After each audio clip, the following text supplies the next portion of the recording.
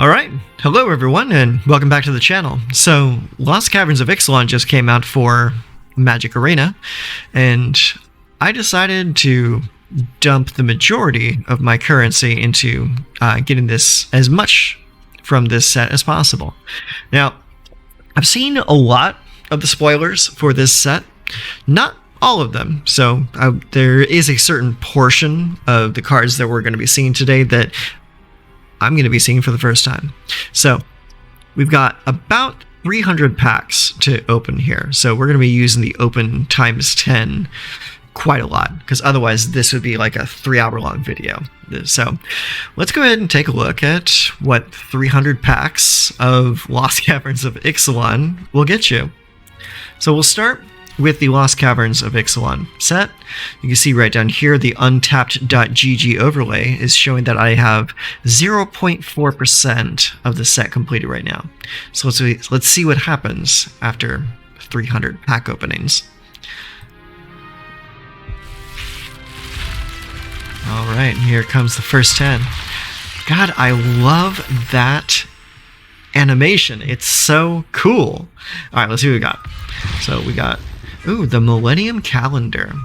Whenever you untap one or more permanents during your untap step, put that many time counters on the Millennium Calendar. And 2, tap double the number of time counters on the Millennium Calendar. When there are 1,000 or more time counters on the Millennium Calendar, sacrifice it, and each opponent loses 1,000 life. So, it's an alternate win con, I guess. It's pretty cool, though. I've never seen a card quite like that. Interesting. Hit the Motherlode. 4 in triple red. Discover 10. If the discovered card's mana value is less than 10, create a number of tapped treasure tokens equal to the difference. So what does Discover do? Discover 10. Exile cards from the top of your library until you exile a non-land card with mana value 10 or less. You may cast it without paying its mana cost, or put it into your hand. Put the rest on the bottom in a random order. Okay, so it's like a more controllable cascade. It's like if you don't like what you cascaded into, you can just add it to your hand. That's not too bad. Not too bad. And this makes a ton of treasure tokens too. Bedrock Tortoise. 0/6 for 3 and a green. As long as your turn, creatures you control have hexproof. Each creature you control with toughness greater than its power assigns combat damage equal to its toughness rather than its power. Okay, not too bad. So this guy's going to be hitting for 6 at only 4 mana.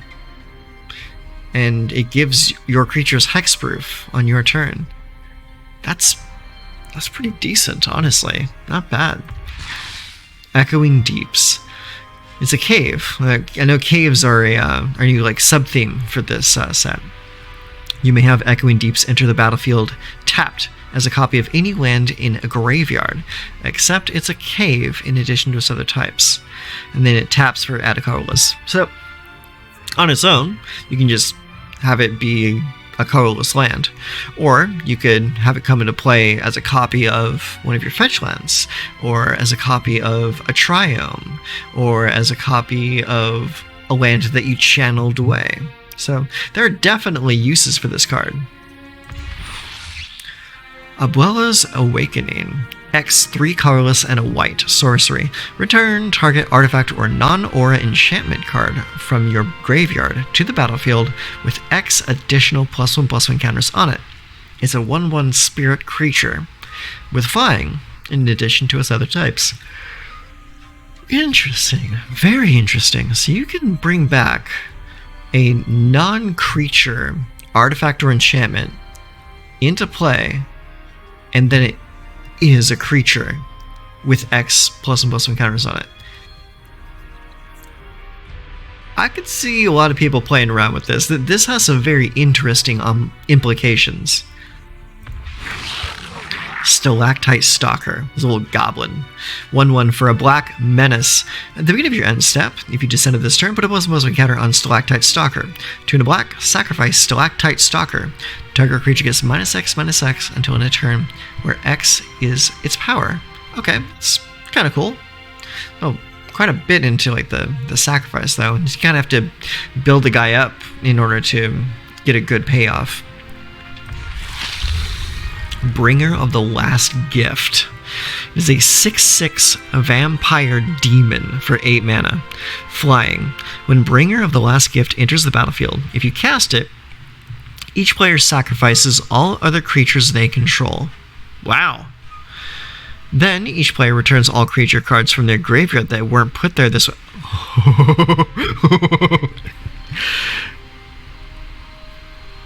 That's a living death on a 6/6 stick. Oh, I'm gonna have a lot of fun with him. That's a cool card. Oh my god. You play just like some like weird like self-mill style strategy. Fill your graveyard with a bunch of dudes, and then you just play this and you cast Living Death. Oh, that's gonna be fun. I'm definitely building a deck with that. Souls of the Lost is a star and then star +1, so it's basically a Goyf for colorless and a black. As an additional cost to cast this spell, discard a card or sacrifice a permanent. Fathomless Descent. Souls of the Lost's power is equal to the number of permanent cards in your graveyard, and its toughness is equal to that number +1. Okay, yeah, so it's a Goyf for permanence in your graveyard, and if you cast it, rather than resurrect it, you have to sacrifice a permanent or discard a card. But honestly, this pairs really well with that enchantment from Wilds of Eldraine. It was, I think it was like 1 and a black or 2 and a black. It's an enchantment. When it comes into play, your opponent discards a card and loses 2 life. And then when it goes to the graveyard, you scry. Yeah, I forget the name of it, but it's pretty commonly played enchantment at the moment. But yeah, that would pair perfectly well with this. Or just play it with like artifact tokens, like food tokens or clue tokens, stuff like that. Tarian's Journal. What is this? 1 and a black for a legendary artifact. Tap, sacrifice another artifact or creature, draw a card. Activate only as a sorcery. Okay, that's cool. I like that. 2 tap, discard your hand. Transform Tarian's Journal. Interesting. Okay, and it transforms into a legendary land cave called the Tomb of the Aklazotz. Tap for a black, or you may cast a creature spell from your graveyard this turn. If you do, it enters the battlefield with a finality counter on it, and is a vampire in addition to its other types. Okay, so what's a finality counter? If a permanent with a finality counter on it would go to a graveyard from the battlefield, exile instead. Okay, yeah, that makes sense. Yeah. A lot of other cards have that same clause. It's good to have like a keyword attached to it. This is very interesting. I like this in a deck that wants to steal like your opponent's creatures. Like you play this with, say, like Bloody Betrayal, steal your opponent's best creature, and then you sacrifice it to the journal to draw a card. I think that's pretty cool. Or also, like, you can transform this if you're playing like a really aggressive deck that wants to empty its hand really fast, or if you're playing like a symmetrical discard deck with things like Liliana of the Veil. So yeah, interesting. And Restless Ridgeline. This is one of the new manlands. Restless Ridgeline enters the battlefield tapped. And it taps for either a red or a green, and it's 2 green and red, becomes a 3/4 red and green dinosaur until end of turn. It's still a land. Whenever Restless Ridgeline attacks, another target attacking creature gets +2/+0 until end of turn. Untap that creature. Wow, that's pretty cool. So you pump their power and give it quasi-vigilance. That's pretty cool. And then we go into all the commons and uncommons, which I'm not going to go into right now. I'm sure we can go over those later, but we have a lot of packs to open right now. So let's move on. All right, second pack of 10. What do we got? All right. Ooh, a lot of mythics this time. Nice. Mythic wild card. Ojer Patik, the Deepest Epoch. Okay, I remember seeing this one, and I remember losing my mind over this one. This one's pretty cool. So for 2 colorless and 2 blue for 4/3 Flying God. Whenever you cast an instant spell from your hand, it gains Rebound. And so, for those of you who don't know what Rebound is, we'll read it right here. If you cast a spell with Rebound from your hand, exile it as it resolves. At the beginning of your next upkeep, you may cast that card from exile without paying its mana cost. So good. It's so good for spot removal, for draw spells, for counter spells. Like, getting double effect out of any instant sorcery in your deck is so strong. This is going to be really good in Dimir or even Azorius or Esper. Really strong cards. When Osier Pakpatik dies, return it to the battlefield tapped and transformed under its owner's control with 3 time counters on it. Then it becomes the Temple of Cyclical Time. It taps for a blue, and then remove a time counter from Temple of Cyclical Time. 2 in a blue, tap, transform Temple of Cyclical Time. Activate only if it has no time counters on it, and only as a sorcery. So, when it dies, it becomes this awesome land, and then after like 3 turns or whatever, you activate it, and it becomes Osier Pakpatik again. Really cool. I like that card a lot. The Enigma Jewel. For 1 blue, you get a legendary artifact. Comes to play tapped, you can tap it for 2 colorless, spend this mana only to activate abilities. So it's not a soul ring. Craft with 4 or more non-lands with activated abilities. 8 colorless, 1 blue. So, what is crafting? Craft with 4 or more non-lands with activated abilities. 9. Exile the 4 from among other permanents you control and or cards in your graveyard. Exile this card. Return it transformed under its controller's control. Craft only as sorcery. So you pay all that mana, and then you exile 4 other things.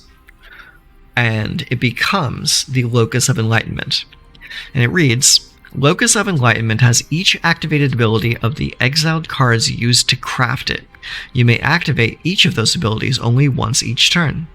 Whenever you activate an ability that isn't a mana ability, copy it. You may choose new targets for the copy. That feels busted, but I don't know how well that's going to be for like standard, because that is a heavy cost. I will be really surprised if anyone pulls this off in standard. In commander, I mean, that's just going to be really fun. Like, really fun. But standard, I don't know. Let's see. Breaches, the Eager Pillager. 2 colorless and a red for a 3/3 first strike Goblin Pirate. Whenever a pirate you control attacks, choose one that hasn't been chosen this turn. Create a treasure token. Target creature can't block this turn. Or exile the top card of your library. You may play it this turn. Okay, that's pretty decent. So for 3 mana, it's a 3/3 first strike with one of 3 different upsides whenever a pirate you control attacks. Doesn't have to be Breaches. It can be any other pirate. So that's pretty cool. I like that. Okay, so we were looking at the Intrepid Paleontologist. So for 2 mana, so 2/2, you can tap for 1 mana of any color, or you can pay 2 and exile target card from a graveyard. You may cast dinosaur creature spells from among cards you own exiled with Intrepid Paleontologist. If you cast a spell this way, that creature enters the battlefield with a finality count. Okay, so it's a good way of bringing things back out of your graveyard. Exile target card from a graveyard. Okay, so this creature will be the one to exile dinosaurs, and then you can cast dinosaurs exiled with Intrepid Paleontologist. Not necessarily any other source. It has to be exiled with the Paleontologist. So that's interesting. I could see that being really great for a Golgari or maybe a Jund Dragons deck. I could see this doing really well there. Not bad. Tishana's Tidebinder. 3/2 for 3 mana. Flash. It's a merfolk. I like merfolk. When Tishana's Tidebinder enters the battlefield, counter up to 1 target activated or triggered ability. If an ability of an artifact, creature, or planeswalker is countered this way, that permanent loses all abilities for as long as Tishana's Tidebinder remains on the battle. Ooh. Oh, wow. Yeah, you can just shut down a planeswalker with this card. I think this card's going to be a bit of a sleeper. This card's really, really handy. Good tech. Like if you find yourself against like a planeswalker control deck, or a deck that like really relies on like the activated abilities of a single type of card, this could be really good if you don't have other ways to handle a planeswalker or a creature. Not bad. Good sideboard tech. Sentinel of the Nameless City. Another merfolk, but it's a green merfolk this time. So for 3 mana, 3/4, Vigilance. Whenever Sentinel of the Nameless City enters the battlefield or attacks, create a map token. And a map token is an artifact token, and it says 1, tap, sacrifice this artifact. Target creature you control explores. Activate only as an ability. But what is exploring? Explore. Oh, hang on. Bring that back up. Reveal the top card of your library. Put that card into your hand if it's a land. Otherwise, put a +1/+1 counter on this creature. Then put the card back or put it into your graveyard. Ooh. Okay, this is actually my first time looking at Explore as a keyword. This is really strong. This can be self-mill. This can be just pumping a creature or just, well, getting more lands. Like, it feels like Surveil Plus. I like this. This is good. And it's a 3/4 Vigilance for only 3 mana. That's a solid creature. I like that. Hey, a wild card. Deeproot Pilgrimage. 1 and a blue, enchantment. Whenever 1 or more non-token merfolk you control become tapped, create a 1/1 blue merfolk creature token with hexproof. Oh, I like that. And this just becomes tapped. Not necessarily attacking, just becomes tapped. That's really good. I like that. Wall of the Forgotten. I've not seen this before. So for a blue and a black is a sorcery. Oh, it's whale, not wall. Descend 8. What is descend? Choose 1. If there are 8 or more permanent cards in your graveyard, as you cast this spell, choose 1 or more instead. Okay, it's threshold. I know that. That's easy. But it's threshold for permanent cards. Has to be permanent cards in your graveyard. Return target non-land permanent to its owner's hand. Target opponent discards a card. And look at the top 3 cards of your library. Put 1 of them into your hand and the rest into your graveyard. Okay, that's actually pretty cool. So if you are at Descend 8, you can choose all 3 of these. If you're not, you just choose 1. Okay, that's pretty cool. Pretty self-explanatory. I like that a lot. I can see this being a pretty good tech card. Okay, and the rest are commons and uncommons, so we'll go over those later. All right, next 10 packs.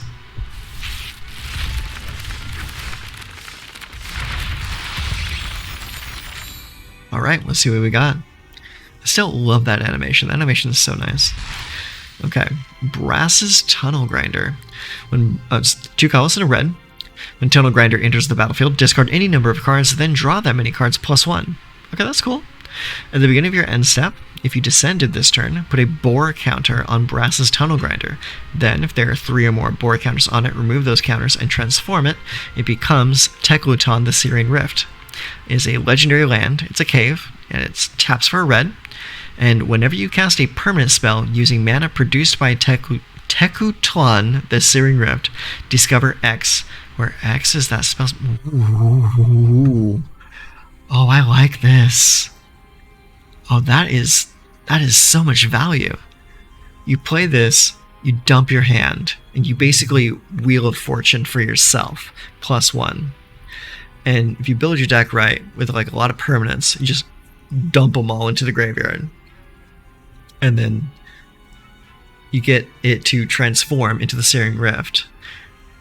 And then whenever you cast a permanent spell using mana from this land, you discover X, where X is the spell's mana value. Oh my god.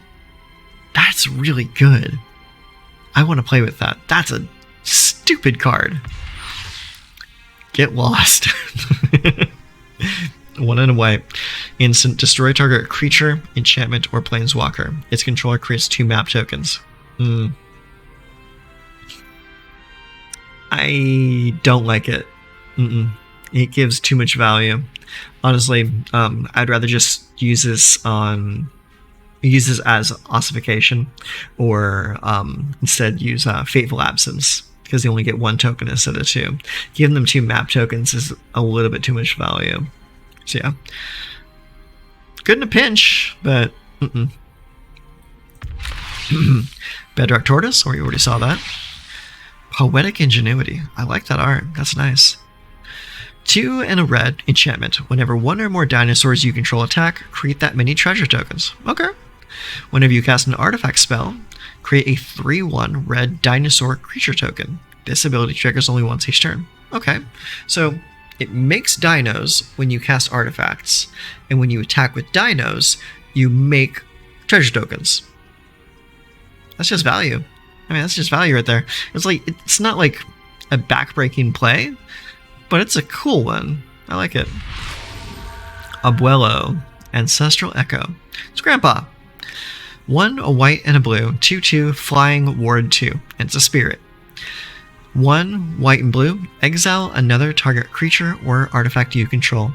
Return it to the battlefield under its owner's control at the beginning of the next end step. Okay, it's a blinker. It's a pretty good blinker too. It would be even better if it had flash, but for only 3 mana, we'll take it. Starving Revenant. I have not seen this yet. So it's a 4/4 Spirit Horror for 4 mana. When Starving Revenant enters the battlefield, surveil 2. Then, for each card you put on top of your library, you draw a card and lose 3 life. For each card you put on top of your library, you draw a card and lose 3 life. That's a heavy cost.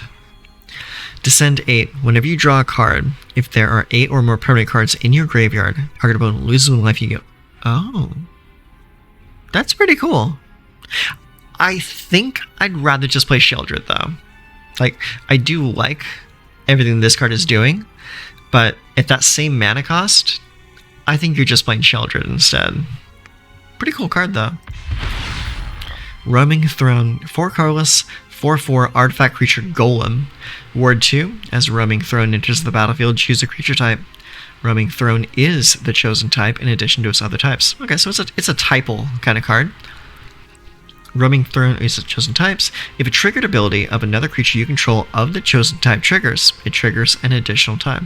Okay, that's pretty cool. So this thing kind of echoes the other things that your creatures are doing. So this set has a very heavy focus on activated abilities. Good to know.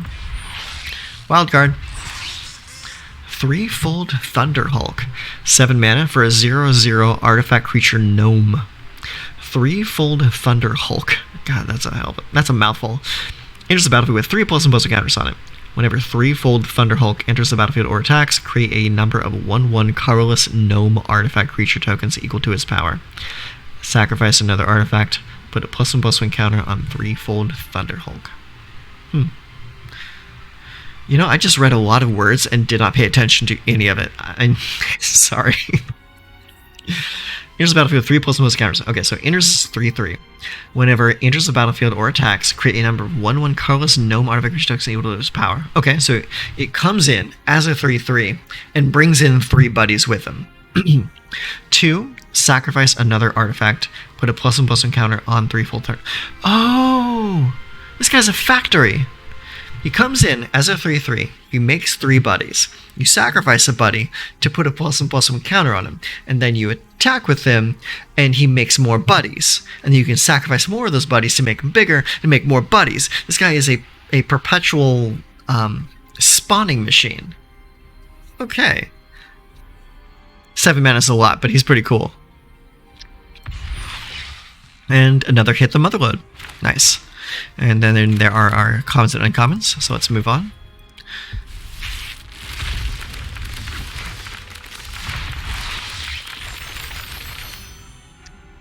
I'm going to be here a while. Chimil, the Inner Sun. 6 mana. Spells you control can't be countered. Okay, that's good. At the beginning of your end step, discover 5. Okay, so you are cascading every turn for 5. And your spells can't be countered.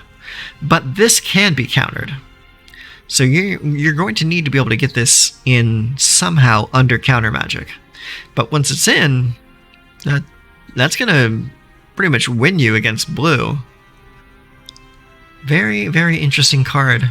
I can see some people running this as like a attack option in a sideboard, but I don't know about this running main board though. Mythic wildcard. Saheeli, the Sun's Brilliance. So here's our new Saheeli. For a red and a blue, you get a 2/2 Human Artificer. A red and a blue, and tap. Create a token that's a copy of another target creature or artifact you control, except it's an artifact, in addition to its other types. It gains haste. Sacrifice at the beginning of the next end step. Okay, so it's like Kiki-Jiki, kind of, yeah. But you gotta pay to activate it. But you make a copy of another creature or an artifact, and you just do whatever you're going to do with it. Comes into play effects are important to note. Like you can make copies of Urte and counter spells at instant speed. You can make copies of Lauren and destroy artifacts or enchantments at instant speed. Yeah. Pair this with any kind of like comes into the battlefield effect, and like that's really strong. Very, very strong. And then also pair that with something that wants you to sacrifice things. Like, say, like you have a braids on the table, and you just sacrifice at the end of turn to get value off of braids. That's really good. I like that a lot. I kind of want to do something with this. I had a Kiki-Jiki deck back in the day. It was a lot of fun. Sentinel Nameless City. Cosmium Confluence. 4 colors and a green. Choose 3. You may choose the same mode more than once. Search your library for a cave card, put it onto the battlefield tapped, then shuffle. Put 3 +1/+1 counters on a cave you control. It becomes a 0/0 elemental creature with haste. It's still a land. Destroy target enchantment. Choose 3. You may choose the same mode more than once. Wow. Okay, so you can just pile counters onto a cave and make a beater out of it. Or you can go get 3 caves and put it onto the battlefield tapped. Or destroy 3 enchantments. So, wow. That's really cool. I like that card a lot. That card's dumb. Like this against white decks that love to like Oblivion Ring your stuff. That's gonna be like amazing against that. Plus it still has the versatility to do other things. Wild card. Hey gang, so I was getting a lot of interruptions last time we sat down to crack some packs. We only got through a little bit of it, so we're going to sit down and try to go through the rest of them tonight. You may notice a bit of a costume change. That's because it's a completely different day. So let's go ahead and get through the rest of these packs and see what we can pull out. So looks like our untap.gg overlay is telling us that we have collected 27.5% of the set so far. So let's see what another 10 packs gets us. Ooh, love that animation. I'm so happy with that animation. It looks so cool. Okay, so looks like we got 2 mythics here. So we have the Myco Tyrant, and we have Ogier Axonil, the Deepest Might. This guy looks pretty cool. I saw him in the release, like the spoiler season kind of thing. 4 mana is a 4/4 trample. If a red source you control would deal an amount of non-combat damage less than Ogier Axonil's power to an opponent, that source deals damage equal to his power instead. Whenever this dies, return it to the battlefield tapped and transformed under its owner's control, and it comes back as the Temple of Power, which is a land that taps for red mana. It has the activate ability of 2 in red and tap, transform Temple of Power. Activate only if red sources you controlled dealt 4 or more non-combat damage this turn, and only as a sorcery. So it's a good way to get the front face part of this guy back after a little bit of time. So not bad. So it's like a god that never truly dies. I like that. Let's see here. We've got Tarian Soul Cleaver. This is a pretty cool card. It's a 1 mana legendary artifact equipment. Equipped creature has Vigilance. Whenever another artifact or creature is put into a graveyard from the battlefield, put a +1/+1 counter on equipped creature. So this would pair very well with like a self-sacrifice theme.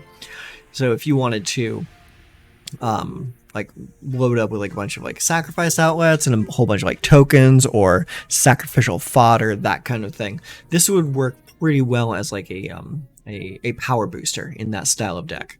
And it has a pretty cheap equip cost, so equip is only 2. Very nice. See here, we have the Cosmium Confluence. We went over that before.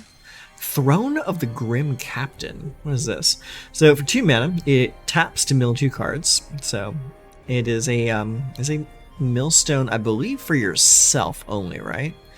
I don't know if you get to target with that. It just says mill 2 cards. I think you are self-milling with this card. Craft with a dinosaur, a merfolk, a pirate, and a vampire. So you have to have all 4 of these and pay 4 mana to craft it. And it becomes the Grim Captain. He's a 7/7 legendary creature. It is a skeleton, a spirit, and a pirate. Menace, trample, lifelink, hexproof. It's a lot. Whenever the Grim Captain attacks, each opponent sacrifices a non-land permanent. Then you may put an exiled creature card creature card used to craft the Grim Captain onto the battlefield under your control, tapped and attacking. So this is whenever this thing attacks, you can take something that you used to craft this guy and put him back into play. So this would be pretty good with comes into play effects. So because what are we using to do this? We need a dinosaur, a merfolk, a pirate, and a vampire.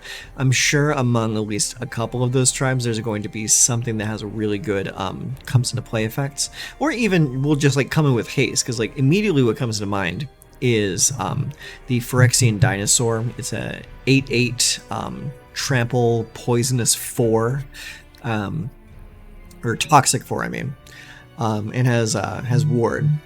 I can't remember the guy's name, but he's a dinosaur from All Will Be One. Very, very strong card, and it has haste as well, so you can bring that in, and you won't be able to attack with it like that turn, but the next turn you'll be able to attack with it, because the Grim Captain will be bringing that creature into play after you've chosen attackers, so you won't be able to haste attack with the other character as well. But other options are available, and also this will play pretty well in a deck that wants to bring back stuff from the graveyard often just to sacrifice again over and over and over, and that's not too bad of an idea. Do I think this will see play? Absolutely not. This is absolutely a janky Timmy combo. I would love to see it go off. But I do not see this being practical in any way, shape, or form. That's a pretty cool effect, though. Alright, next up we have Abuelo's Awakening. X3 and a white. Return target artifact or non-aura enchantment card from your graveyard to the battlefield with X additional +1/+1 counters on it. It's a 1/1 spirit creature with flying in addition to its other types. So, on its own, this could be pretty decent if you want to like really get a strong like enters the battlefield effect or something like that, because without paying the X, this is literally pay 4 mana and only a single white, so this is very splashable to get any artifact or non-aura enchantment card from your graveyard to the battlefield.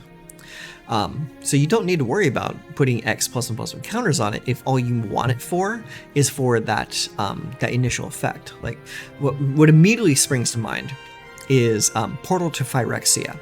You discard Portal to Phyrexia, and at turn 4 you cast this to just put it into play, not even worry about the +1/+1 counters, just to get a free your opponent sacrifices 3 creatures effect. That's really, really strong. Like, there's nothing else that's going to get that very expensive artifact back onto the table this soon. Like, this is 1 mana cheaper than every other, like, reanimation effect. 'Cause most reanimation effects that can target anything cost 5, not 4. So this is pretty solid. I think people are going to be playing with this quite a bit. This is a very, very solid card. I like this a lot. Alright, next up, We have the Kite Sail Larcenist. For 2 and a blue, is a human pirate, 2/3 flying, ward 1. When Kite Sail Larcenist enters the battlefield, for each player, choose up to 1 other target artifact or creature that player controls. For as long as Kite Sail Larcenist remains on the battlefield, the chosen permanents become treasure artifacts. With tap, sacrifice this artifact, add 1 mana of any color, and lose all other abilities. That is crazy. So, for only 3 mana, you get a 2/3 flyer with ward 1. That right there is already pretty strong. But the effect, when it enters the battlefield, for each player, so like you think of this in terms of commander, you can hit like 3 different things from your opponents. And this can target not only just artifacts, but also creatures as well. So like you can just transform any creature or any artifact per player that you're playing against into a treasure token. So it basically nullifies like your opponent's like most threatening card. Like you cast this and you transform like Sheldred into a treasure token, or you transform like your opponent's like we spoke earlier, Portal to Phyrexia into a treasure token. It loses all abilities. It's not going to be resurrecting anything next turn. Pretty strong card. I like this card a lot. I don't know if Pirates is going to be a heavily supported tribe for this set or not, because like I said before, I'm going in pretty blind with this. Like I don't know a lot of these cards, so that's why I'm taking some time to actually read a lot of them. Hit the Motherlode, we've seen that before. Malcolm, the Alluring Scoundrel. This is one that I am very excited to play with. For 2 mana, it's a 2/1 flash flyer. Whenever Malcolm, Alluring Scoundrel, deals combat damage to a player, put a chorus counter on it. Draw a card, then discard a card. If there are 4 or more chorus counters on Malcolm, you may cast the discarded card without paying its mana cost. So here's why I like this card. Proliferate is why I like this card. And blue is one of the prime proliferating colors. So this is already on color, on theme. So you just connect once with this creature, and then you start proliferating over and over and over until you get like at least up to 4 counters on Malcolm. And then you just get to start casting shit for free. It's like, this is a crazy good card. Especially with the fact that it is a flash creature. You can play at the end of your opponent's turn. That way you can hold up mana for draw spells or counter spells or removal or stuff like that.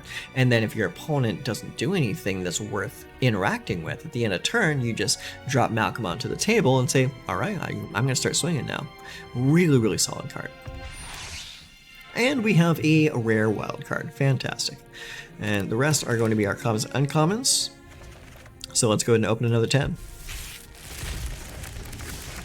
So my hope is that by the time we end up opening all 300 of these packs that we got, that I will be either at 100% completion, or very, very close. So let's see what we got. So this one's very nice. We got 4 mythics right here. Let's see what we got.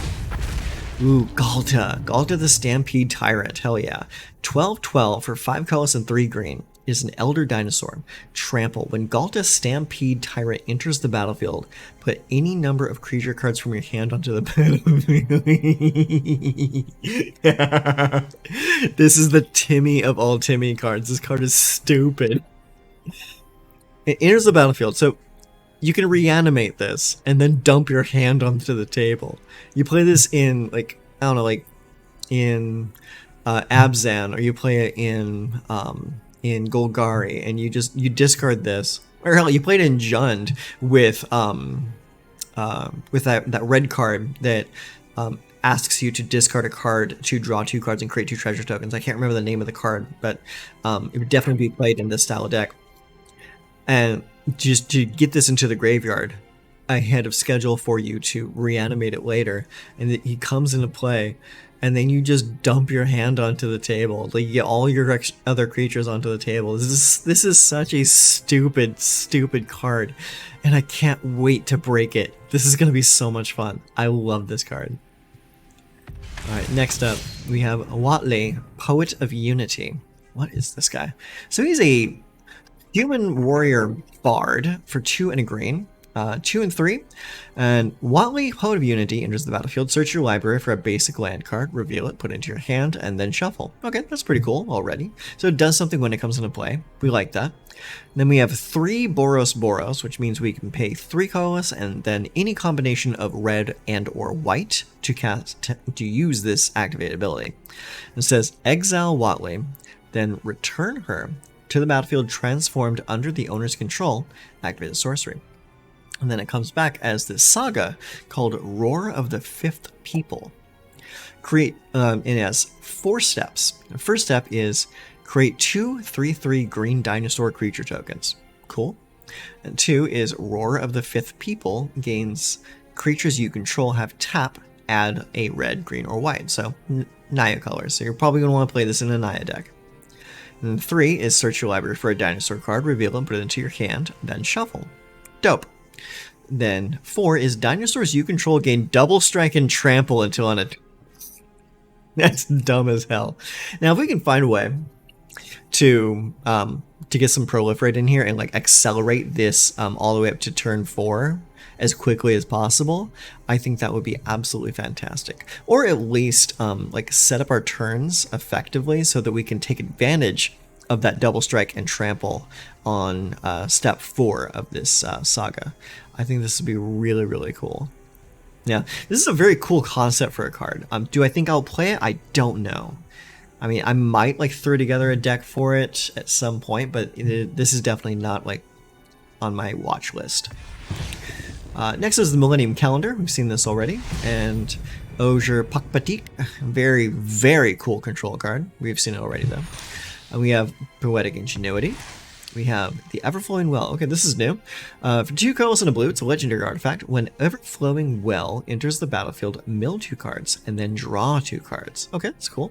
And then Descend 8. At the beginning of your upkeep, if there are 8 or more permanent cards in your graveyard, transform the Everflowing Well. Okay, and then it becomes a land called the Myriad Pools. Legendary artifact land. Add a blue to tap it. And then whenever you cast a permanent spell using mana produced by the Myriad Pools, up to 1 other target permanent you control becomes a copy of the spell. Ooh. Hold up. Let me read this again. Whenever you cast a permanent spell using mana produced by the Myriad Pools, up to 1 other target permanent you control becomes a copy of that spell until end of turn. So you can transform one of your lands into like let's say for example you use this to cast something like what's the card Titan of Industry. You cast Titan of Industry using mana from the Myriad Pools, and you choose like your Yavimaya Coast to become a copy of the skyscraper, and then suddenly you have 2 skyscrapers on the table, and then you just start swinging because you choose a land that's been in play for at least a turn so it doesn't transform with Summoning Sickness. And then you just beat in for like 7 trample damage. That's really silly. I like that a lot. I like that card. That card's pretty cool. Okay. Kutzil's Flanker. 3/1 for 3. And it's Cat Warrior. It says Flash. When Kutzil's Flanker enters the battlefield, choose 1. Put a +1/+1 counter on Kutzil's Flanker for each creature that left the battlefield under your control this turn. And then you gain 2 life and scry 2, or exile target player's graveyard. So this is a pretty cool effect, especially because you can cast it at flash speed. And when it comes into play, you get to choose 1. So like if your opponent is nuking your board, you can cast this after the dust settles to come in as like a really large creature. Or you can just gain 2 life and scry 2, or exile an entire graveyard. Exiling an entire graveyard is probably like the most effective use of this flash speed effect, just because there is such a dependency on graveyard strategies right now, especially with cards like this that have like Descend 8. You can just nuke the entire board. Or if your opponent is just on a graveyard strategy, like a reanimation strategy, this is a great nuker for that. This will absolutely come in very clutch against someone that's just about to like reanimate. So pretty cool card. I would say like maybe like run it as like a 1 or 2 of in the main, probably put the other copies in the sideboard. Okay, next up we have Poetic Ingenuity again. Very nice. We have Warden of the Inner Sky. Very cool card. For 1 mana, you get a 1/2 Human Soldier. So this can go into your Soldier deck or your Human deck. As long as Warden of the Inner Sky has 3 or more counters on it, it has Flying and Vigilance. Tap 3 untapped artifacts and or creatures you control. Put a +1/+1 counter on Warden of the Inner Sky, and then scry 1. So, it's not too bad. If you can get this effect off a few times, or maybe get it off just once and then proliferate the other 2 points, then you can get this thing online and it would be a pretty decent beater. And honestly, for only being like a single white mana, this is a pretty solid card. I'm not gonna lie. And then we have the Fabrication Foundry. Okay, so bear in mind, at the moment, this card is not legal in any format because apparently there is a bug in Arena regarding this card. So we cannot play this card at the moment, not until they get the client fixed. So, but what does it do? For 1 and a white, it's an artifact and it taps for white mana, and spend this mana only to cast an artifact spell or activate an ability of an artifact source. And then 2 white, tap, exile 1 or more other artifacts you control with total mana value X. Return target artifact card with mana value X or less from your graveyard to the battlefield. Activate only as a sorcery. And I believe the reason why this is like inoperable at the moment is because there's a bug in Arena that is not taken into account. The X portion of that equation is just allowing you to resurrect anything at the moment. So that's why they're temporarily disabling this card. So once that card, once they get everything figured out with that, that will be a pretty cool card to play with. And the rest are my commons and uncommons, so we will continue. And give me just a moment here. I need to let my dog sit.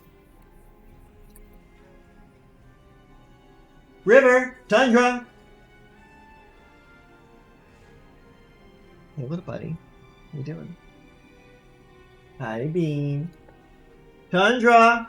You coming? There you are. Come on in, big baby. There we go. Okay. So, we have a lot of cards to go through still. So we're just going to kind of kick this into high gear for a little bit and only talk about new cards that we see pop up. So let's see what we got here. So, Bonehorde Dracosaur. Okay, first card, we haven't seen this one yet. Okay. Bonehorde Dracosaur, 3 colorless, 2 red, flying first strike. At the beginning of your upkeep, exile the top 2 cards of your library. You may play them this turn. If you exiled a land card this way, create a 3/1 red dinosaur creature token. If you exiled a non-land card this way, create a treasure token. And this happens at the beginning of your upkeep every turn. Pretty solid card. For 5 mana, you get a 5/5 flying first strike. That on its own is pretty decent. This effect here of creating more dinosaurs and more treasure tokens makes this card bonkers. And I really think this card's going to see a lot of play. This is very reminiscent of the Goldspan Dragons of old that we used to see in Standard quite a bit. So I think this might be a pretty decent replacement for that. Now, if only it had haste, that would make things just a little bit better. But I'll take flying in first strike. First strike is a highly underrated keyword. A lot of people don't respect it. Hey, Mythic. Nice. On Impact Hall, the 1000th Moon. Magmatic Galleon. What is this? 5 mana, artifact vehicle, 5/5. When Magmatic Galleon enters the battlefield, it deals 5 damage to target creature and opponent controls. Alright, that on its own makes this thing really great. Whenever 1 or more creatures your opponents control are dealt excess non-combat damage, create a treasure token. Oh, that's busted. Excess okay, so it has to be burn damage. So excess burn damage to anything is going to cause you to create treasure tokens. That is stupid, and I love it. Restless Reef. Okay, this is one of the new mana lands. Restless Reef enters the battlefield tapped, add a blue or black. Activate it 2 blue and black until end of turn. Restless Reef becomes a 4/4 blue and black shark creature with death touch. It's still a land. Whenever Restless Reef attacks, target player mills 4 cards. Oh my god. Oh. Mill is definitely on the menu. I'm not gonna lie. Dimir Mill has so much support right now. It's like it can be like an absolute house, especially with people self-milling themselves a lot lately. I might have to build that deck. Hulking Raptor. For 4 mana, you get a 5/3 with Ward 2. At the beginning of your pre-combat main... What? At the beginning of your pre-combat main phase, add 2 green. This card is dumb as shit. I love him. I love this little guy. He just ramps you for 2 the turn after you bring him into play. And it's a Ward 2, 5/3. It's a juggernaut. It's like it... The only thing it's missing is Trample. Seriously, the only thing this card is missing is Trample. That is a good card. Tishana's Tidebinder. Okay, this is something I've been really looking forward to. Because like I want to build Merfolk in Standard. And there's enough Merfolk in this set to make it a possibility. So, 3/2 Merfolk Wizard for 3 mana Flash. When Tidebinder enters the battlefield, counter up to 1 target activated or triggered ability. If an ability of an artifact, creature, or planeswalker is countered this way, that permanent loses all abilities for as long as Tishana's Tidebinder remains on the battlefield. It's so good. It shuts down planeswalkers. It is such a good card. Restless Vents. I don't think I've seen this one yet. Enters the battlefield tapped. Taps for a black or a red. 1 black-red until end of turn. Restless Vents becomes a 2/3 black and red insect creature with menace. It is still land. Whenever Restless Vents attacks, you may discard a card. If you do, draw a card. Okay, that is pretty cool because it enables your self-discard if you are on a reanimation strategy. So you can get like a Tali out of your hand for a resurrection next turn. Pretty cool. Corpses of the Lost. I have not seen this yet. What is this? 2 and a black enchantment. Skeletons you control get +1/+0 and haste. When Corpses of the Lost enters the battlefield, create a 2/2 black skeleton pirate creature token. Okay, so immediately it puts into play a 3/2 hasted skeleton. Really cool. So like it's not a 3 mana do nothing. I like that. At the beginning of your end step, if you descended this turn, you may pay 1 life. If you do, return Corpses of the Lost to its owner's hand. Interesting. So you can recast this over and over. And the enchantment is not what becomes the skeleton, it creates skeleton tokens. That's cool. Descend. You descend each time a permanent card is put into your graveyard from anywhere. Oh, that's solid. I like this card a lot. That's really good. I like that. Ooh, Restless Prairie. Another manland. Look at this. In this set, we got 1, 2, 3 manlands out of this 10-pack pull. Restless Prairie enters the battlefield tapped. Add a green or white. If you pay 2, a green and white, Restless Prairie becomes a 3/3 green and white llama. It becomes a llama and creature until end of turn. It's still a land. Whenever Restless Prairie attacks, other creatures you control get +1/+1 until end of turn. Okay, so it's a llama, it's a 3/3, it's attacking, and it morales your side of the board until end of turn. So that's not too bad. It's definitely not the best out of the ones that I've seen. Honestly, currently, like I'm a big fan of Restless Reef. That's probably my favorite out of all of them so far. But that one's not bad. Pretty good in a token build, I would say. All right, next pack. Next pack of 10, I should say. All right, what do we got here? We have 1, 2, 3 mythics. Let's take a look. The Ancient One. This card is really cool. For a blue and a black, it's an 8/8. Descend 8. The Ancient One can't attack or block unless there are 8 or more permanent cards in your graveyard. 2, a blue and a black, draw a card, then discard a card. When you discard a card this way, target player mills cards equal to its mana value. Ooh, draw a card, then discard a card. When you discard a card this way, target player mills cards. Yeah, okay, yeah. So you just discard your most expensive nonsense. Like you discard like an 8-mana demon or some shit like that. And you make your opponent mill out 8 cards. Like this, again, like, it plays into like the Dimir mill strategy. It's like it's just really damn good. Like there's so many great cards in blue and black for mill right now. Like you got Jace, you've got that land we were talking about. You've got you've got freaking Breach the Multiverse. You've got this. You've got the the battle from a couple sets, or like one set ago actually, no, 2 sets ago, that mills both players for 3 and then makes your opponent discard a card. Like there's so many Cruel Somnifage. There's so many really great mill effects in Standard right now. Like it's honestly, there's so many great options that it's going to be difficult to choose which ones are the right ones. It's so cool. I love it so much. Millennium Calendar again, and then the Micro Tyrant again. Then we have Restless Anchorage. Okay, there is another manland. This time it's for white and blue. And it comes into play tapped, adds a white or blue on tap, and then a white and a blue until end of turn. Restless Anchorage becomes a 2/3 white and blue bird creature token, or blue creature with flying. It's still land. Whenever Anchorage attacks, create a map token. And the map token says 1 tap sacrifice, target creature you control explores. Activate only as a sorcery, which is fantastic because you can attack with Restless Anchorage, create the map token, sacrifice the map token immediately to potentially put a +1/+1 counter on the Restless Anchorage itself if it's the only creature that's attacking. It's just really, really solid. Oh wait, no. No, it's a sorcery effect. Has to be done after the fact. So not as great as I thought. So the blue-black one, probably still my favorite one. This one is probably coming in at a close second though, because like this is really good value off of just activating your manland. All right, we have Unstable Glyph Bridge. The hell is this? 3 colorless and 2 white artifact. 1 Unstable Glyph Bridge enters the battlefield. If you cast it, for each player, choose a creature with power 2 or less that player controls. Then destroy all creatures except... It's another board wipe. Then destroy all creatures except creatures chosen this way.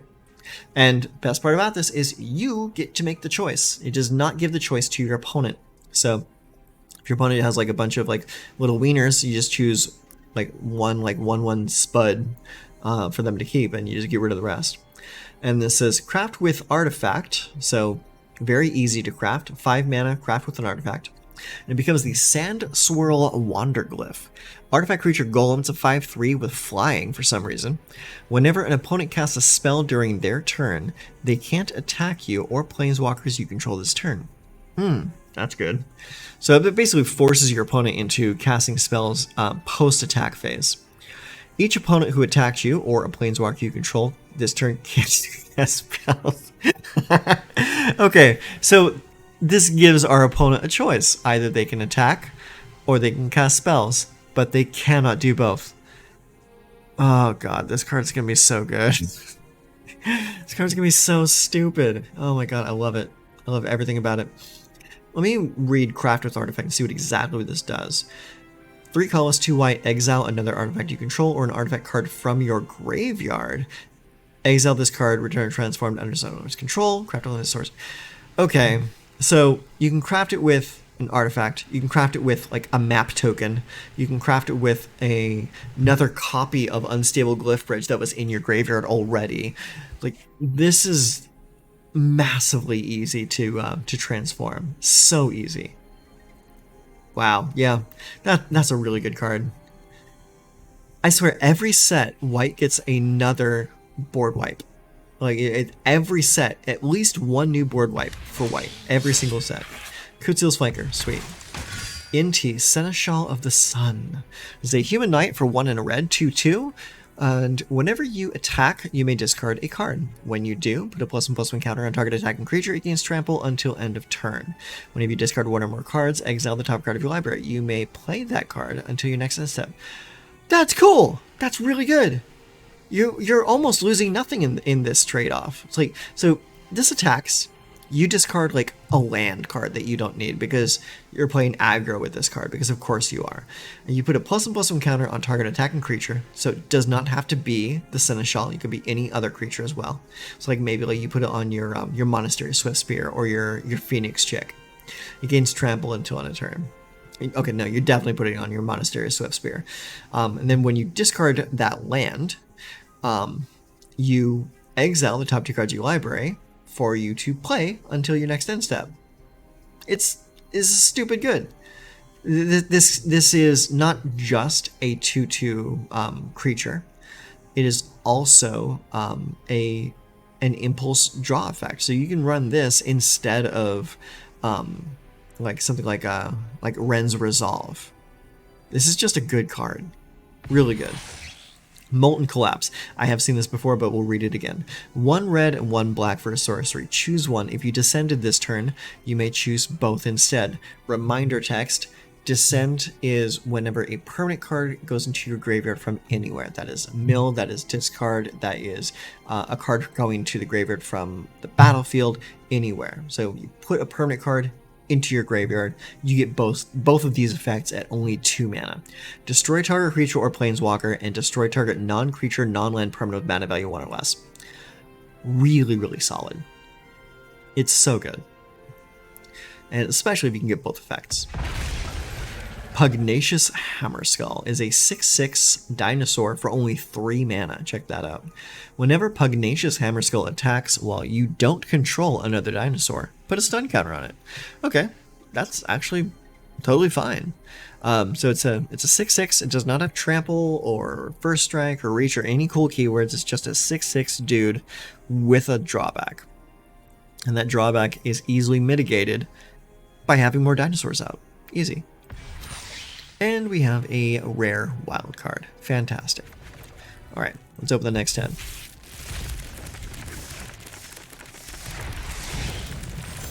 All right, let's see what we have. So we go boom. Osier. We have another Galta. Fantastic. Cavern of Souls. I've been waiting for this one.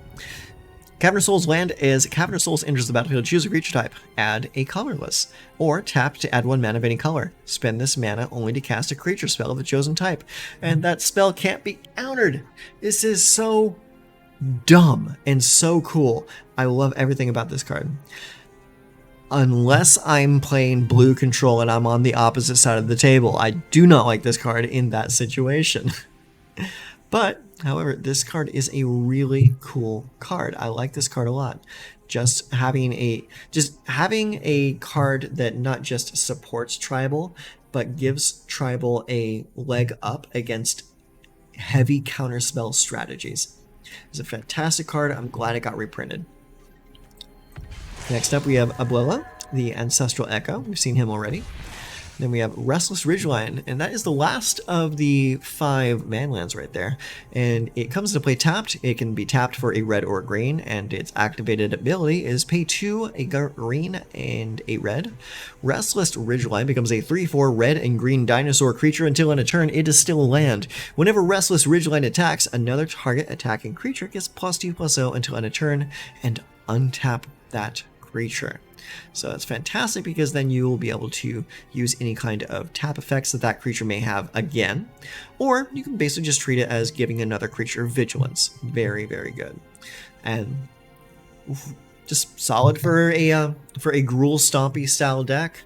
It'll be good for probably like a not Bant, but a Naya style deck where you have like some like white creatures that require tapping to use their abilities. Like say for example, what's her name? Loran of the Third Path. She taps to make both players draw a card. You can use that to untap Loran during the attack phase. Actually, no. Here's the thing. Loran has vigilance. So you assign Restless Ridgeline and Loran as attackers, and then before this effect lands on Loran, you tap Loran to have both players draw a card, and then this effect lands, Loran untaps, and you can then either just let the rest of the turn resolve, and then at the end of turn, or at the end of your opponent's turn, just tap it to make both players draw cards again. So like, yeah, that's just additional value being given to tap creatures by Restless Ridgeline. So pretty solid. Honestly, this is probably one of the better ones as well. As far as just being like a beater and having a good effect to like buff the rest of your team, the untap and like tapping for more value probably won't end up being that important, but just being able to close out the game a little bit faster using Restless Ridgeline is pretty good. And also another thing to take into account, is daytime, nighttime with werewolves. If you don't cast a spell during your turn and it's daytime, it'll go to nighttime at the end of turn. But if you want activated abilities to activate, manlands are there for you. Because like a lot of times when you build a werewolf deck, you'll build a werewolf deck with a lot of activated abilities, so you can still spend your mana without casting spells from your hand. So that you can ensure that the nighttime effect triggers at the end of turn. And this is a great way to use some of that spare mana that you're not using by casting spells. So yeah, pretty good. I like it. Another Krutzil's Flanker. I like that I'm getting a lot of multiples of this because I actually plan on playing this card. Like, it's a really good flasher. Bella's Awakening. Good. Poetic Ingenuity. Another Restless Ridgeline. Thank you. And Intrepid Paleontologist. Very cool card. Alright, let's move on. Alright, we're down to 183. We can get through this.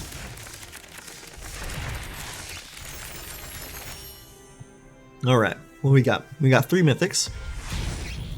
Kentorius Cand. I believe this might actually be my first one of him. Pretty cool card. This is our Planeswalker for the set. If you don't know, every set going forward, at least for the time being, you are only going to get 1 Planeswalker per set. And this set's Planeswalker is Quintorius Cand. I'm very happy that this little guy got his spark ignited. He's a very cool character.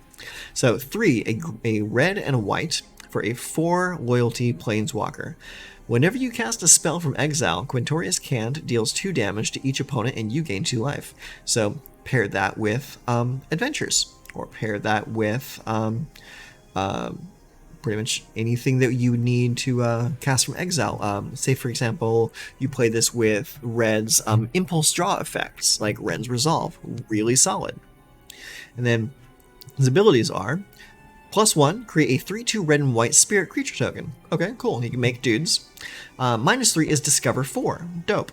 And -6 is -6 is exile any number of target cards from your graveyard. Add 1 red for each card exiled this way. You may play those cards this turn. That's a pretty cool ultimate effect. Like being able to just like reanimate stuff from the graveyard is pretty cool. The Discover 4 is really nice too because it's like a quasi cascade effect. I like that a lot. Let's see. Oh, we got a mythic wild card.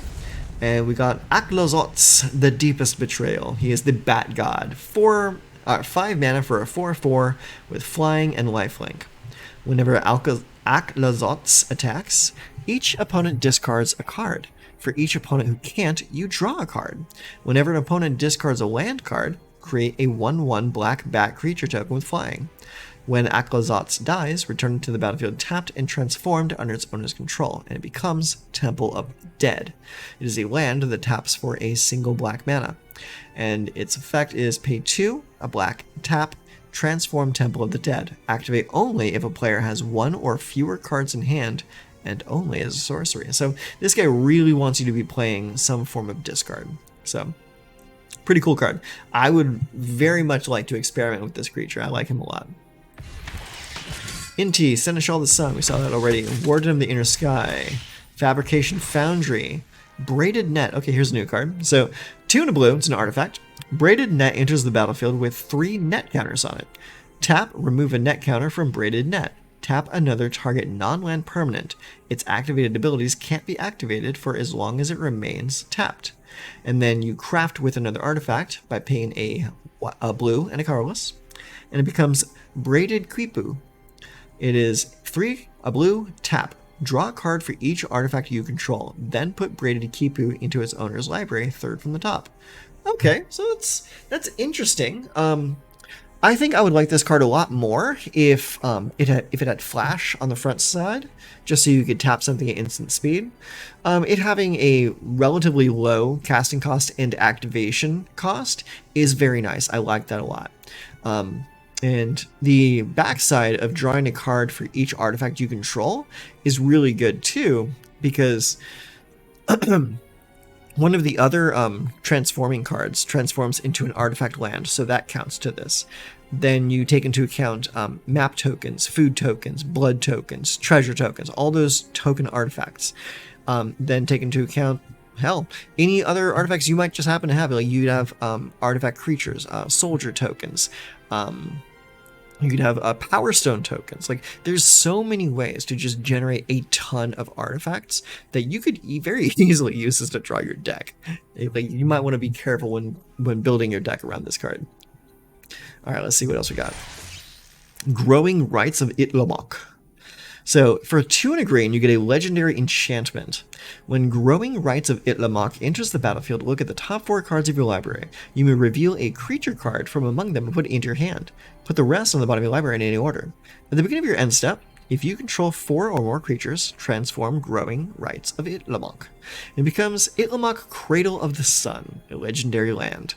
It taps for a green, or it taps for a green for each creature you control. It's a Gaia's Cradle.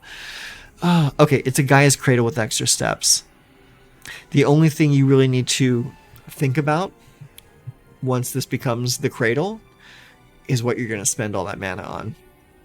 I can imagine an X mana burn spell, or tapping it to just put like a really big beater onto the table. Also, X spells. There is, I think it's called like Spinning Crane Kick or something. It was something like that from, it was from Neon Dynasty. It had XX in the casting cost, and it caused one of your creatures to deal X damage equal to his power to X different creatures. So you could use that as like a one-sided board wipe. So there's that option as well. Then there's also Tyvar's Stand for X mana. Give a creature like +X for each creature you control. That can very easily end the game on an unblocked attacker. Yeah, there's options. There's a lot of really decent options with that. Me personally, I probably paired this with red and play this into either like Focus Singularity or Light Up the Night.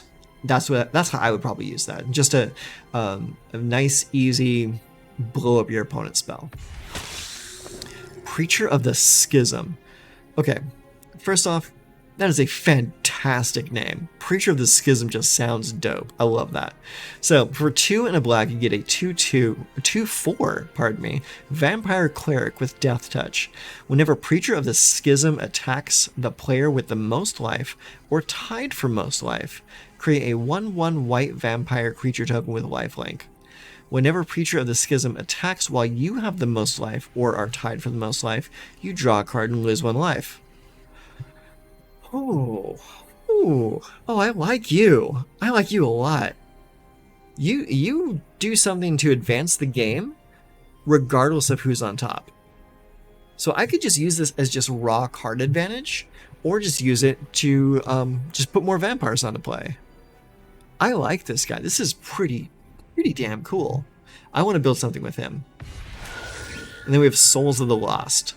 Yeah, it's another Goyf. We've seen this one already. Okay, that's done. Let's take a look at some more cards.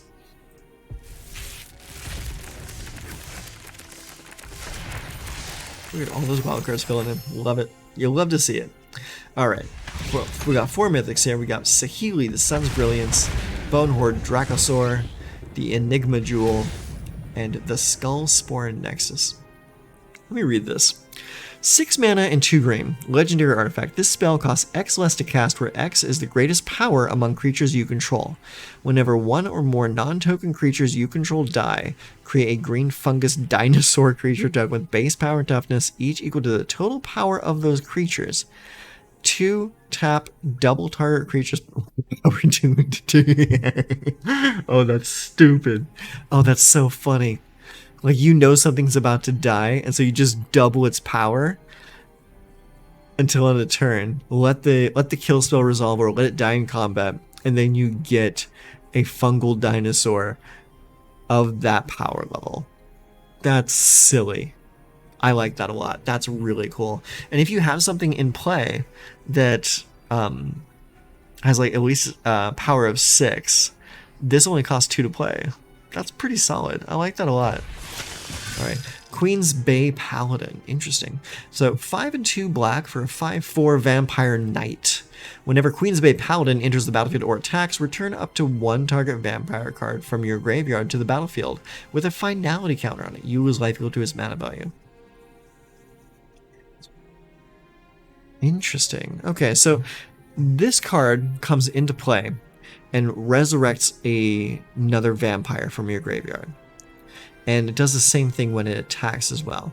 Typically, vampires are pretty low cost, usually costing between 1 and 3 mana. Losing life equal to that casting cost does not feel like too big of a cross to bear, especially if you're playing Orzhov and you're going to have access to a lot of life gain anyways. So this actually could be pretty good. Yeah, I like this card. I think this card might have a spot as like a 1 or 2 of in a vampire deck. I like that. Tarian's Journal. Tishana's Tidebinder. Nice. Amalia Benavides Aguirre. It is a 1 white and 1 black for a 2/2. It's a vampire scout. It has ward, pay 3 life. Whenever you gain life, Amalia Benavides Aguirre explores. Then destroy all other creatures if its power is exactly 20. Jesus. Oh my god. Okay, so that extra effect is pretty silly. I like that a lot. But I do like that she just randomly explores whenever you gain life. That's pretty cool. Not too bad. This could be like a role player in a decent vampire deck. Cosmium Confluence, and a rare wild card. Very cool. Alright, our collection level is increasing quite a bit. We still have 163 packs to go, and we're at 60%. Not too bad. Let's keep going.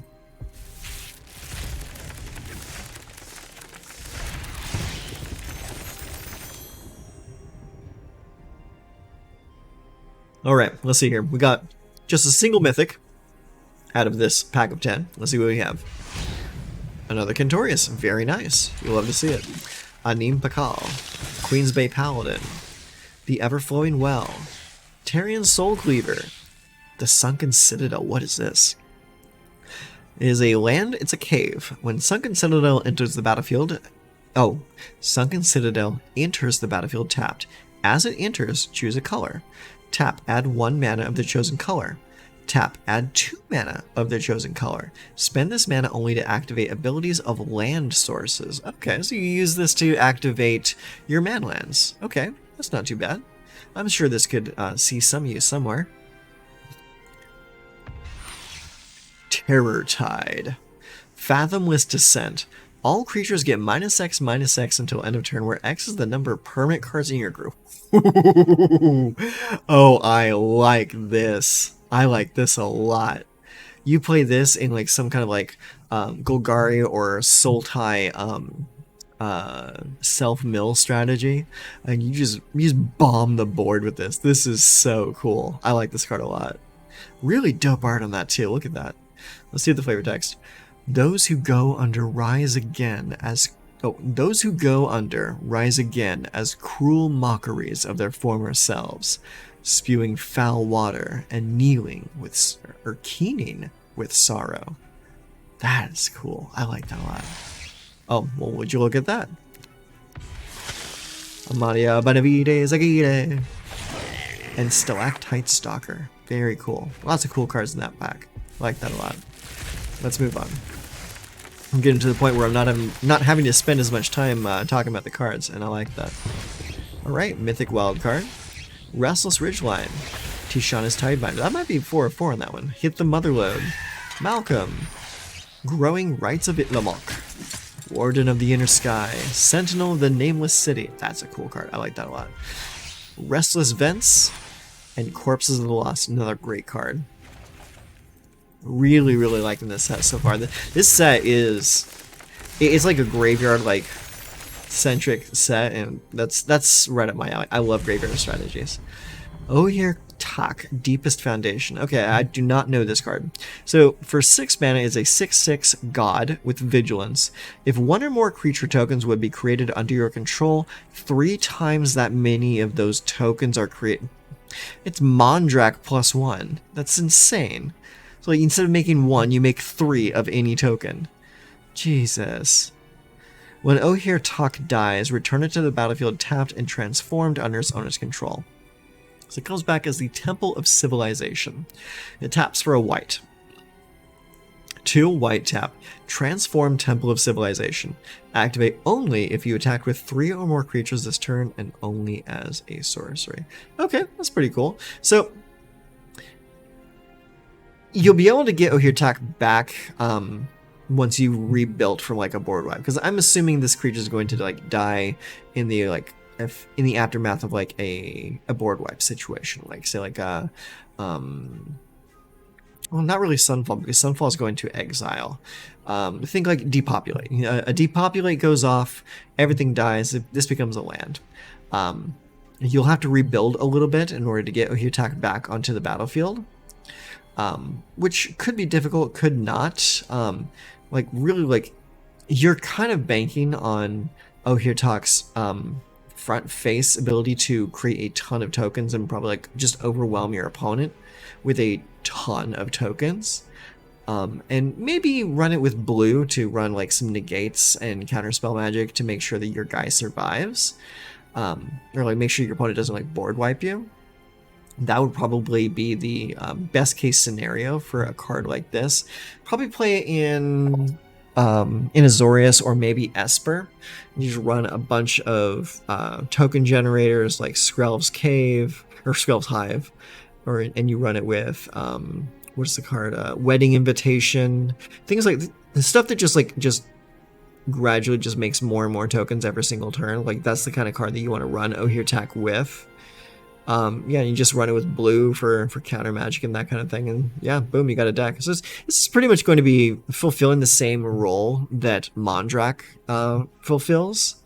Probably play it alongside Elish Norn as well, just because like she's really good with tokens as well. Yeah, it's a pretty solid card. I mean, it doesn't like blow me away like some of the other gods do, but it is definitely a role player. It's a really good card.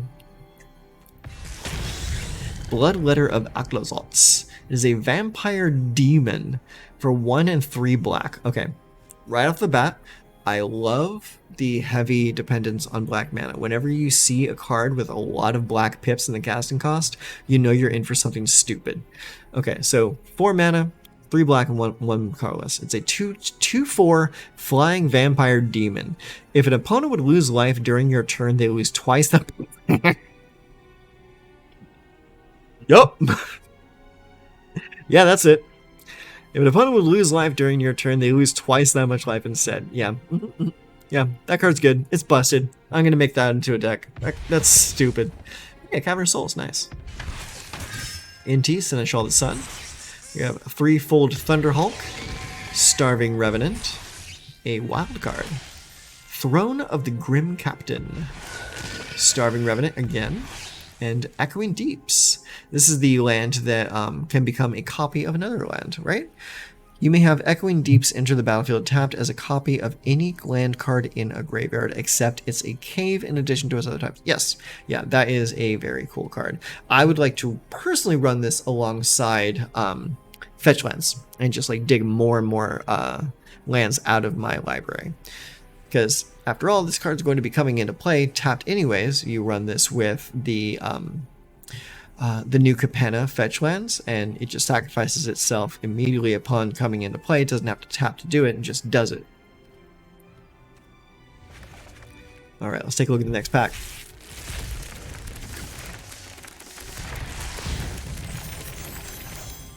Okay. So, we have, our first Resplendent Angel. Very nice. I've been waiting to get this card. So, for 1 and 2 white, is a 3/3 angel with flying. At the beginning of each end step, if you gained 5 or more life this turn, create a 4/4 white angel creature token with flying and vigilance. 3 and 3 white mana until end of turn. Resplendent Angel gets +2/+2 and gains lifelink. So do that activate ability, and you connect with Resplendent Angel, and boom, you suddenly have that requirement met to make more angels. Pretty cool. Also, note the art on this, like that that beautiful like Mesoamerican just art style. And like the angel's wings are like that bright colorful plumage that we see on like all the dinosaurs in the set too. It's just a really beautiful card. I love it so much. I would probably get this made into like a playmat. It's so good. Sovereign Okanek Ahal. 2, a green and white, 3/4 cat noble. Ward 2. Whenever Sovereign attacks for each creature you control with power greater than that creature's base power, put a number of +1/+1 counters on that creature equal to the difference. Okay, so let's say for example you were playing a green and white kind of tokens anthems deck where like you have like cards like say wedding announcement or any card that pumps power by 1, and then you go into attack and then you just give everyone another +1, and then on the next turn when you attack again, then suddenly you're giving them all +2 and then +4 and then +8. This is a multiplicative snowball effect. This card's bonkers. I love this guy. This guy's cool as hell. Ooh, really dope art on that too. As surface empires send their explorers down, his hungry eyes look upward. So he's ready to fight. I like him. He's cool. A Bellow, Ancestral Echo again.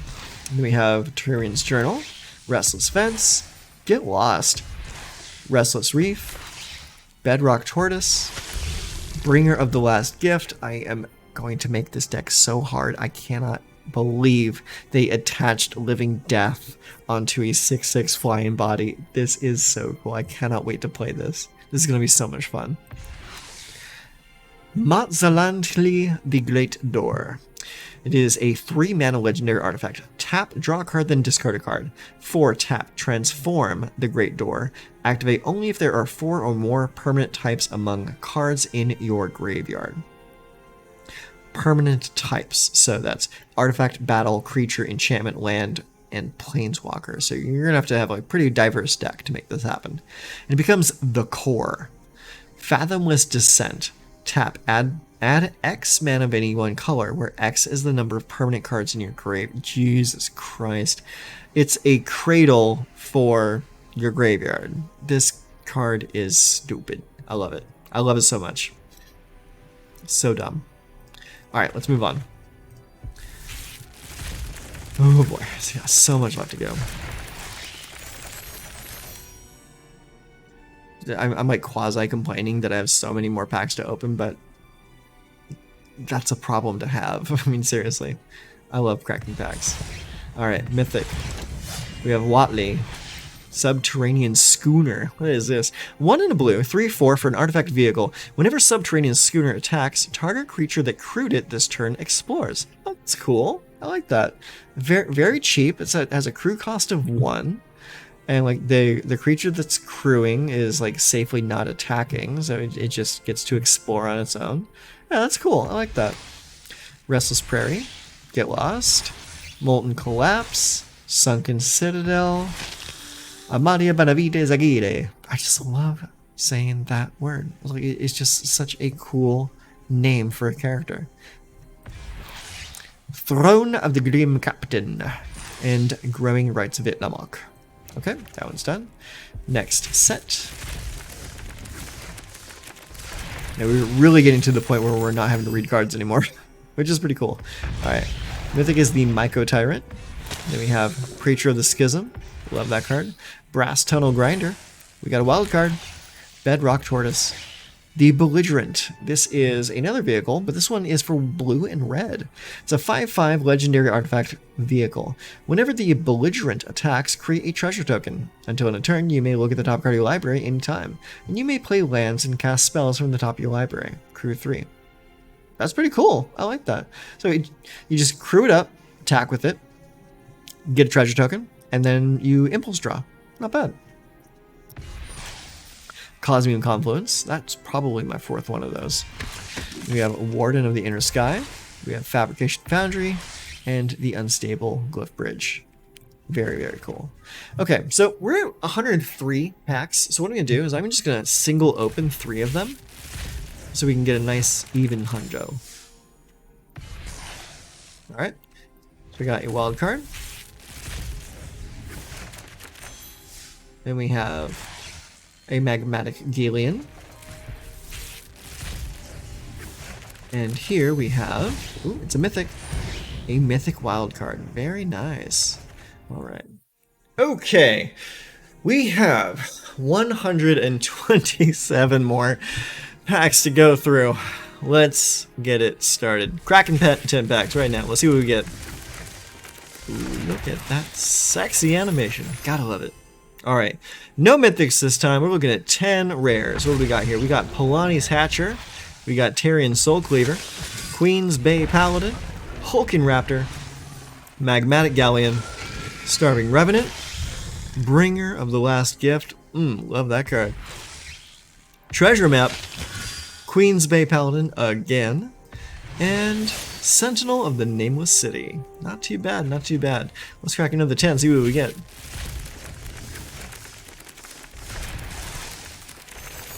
More wilds.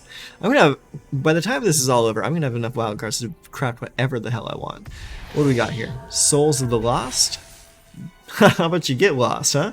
Then we got Restless Prairie, Roaming Throne, Thousand Moons Smithy. Okay, finally we got something new here. So we got 2 and 2 white for a legendary artifact. When Thousand Moons Smithy enters the battlefield, create a white gnome soldier artifact creature token with this creature's power and toughness are each equal to the number of artifacts and or creatures you control. Okay. At the beginning of your pre-combat main phase, you may tap 5 untapped artifacts and or creatures you control. If you do, transform Thousand Moons Smithy. It becomes the Barracks of the Thousand, a legendary artifact land. It taps for white mana. Whenever you cast an artifact or creature spell using mana produced by Barracks of the Thousand, create a white gnome soldier artifact creature token with this creature's power and toughness are each equal to the number of artifacts and or creatures you control. Oh my god!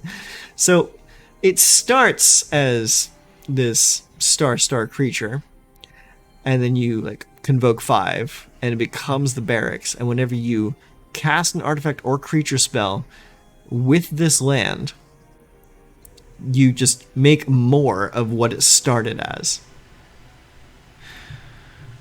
Again, white, like base white token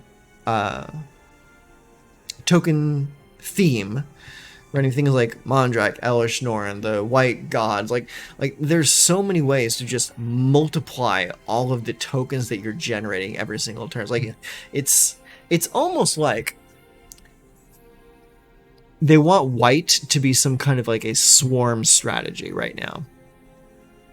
It's not that bad. It's not too terrible. Like it looks like a sound strategy on paper, but like it just really makes me wonder if it's going to be good enough compared against the other fast strategies, like say like mono red or mono white humans, decks that are already very, very fast and are going to get the job done without having to jump through all these hoops.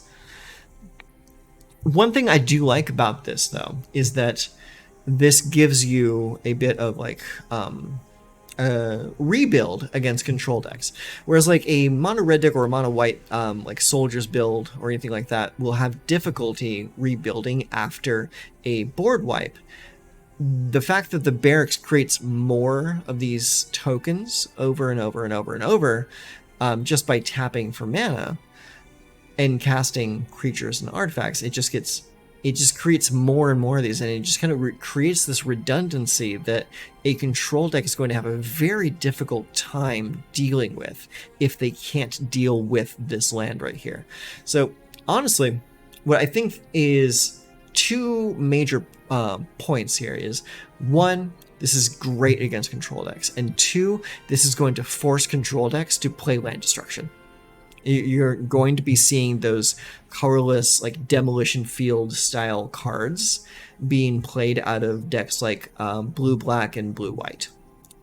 In decks that can't normally handle specialized lands like this. So I think this is a very good card. It gives redundancy, it gives inevitability. It is not as fast as just running just like a straight burn deck or straight aggro deck, but it definitely gives a level of redundancy that a control deck is going to have a very difficult time dealing with. And because of that, I think this card is going to be a very, very good card in the future. Whether or not that's good now, that remains to be seen. Oh, treasure map. What's this? For 2 colorless, it's an artifact, and it's 1 tap, scry 1. Put a landmark counter on treasure map. Then, if there are 3 or more landmark counters on it, remove those counters.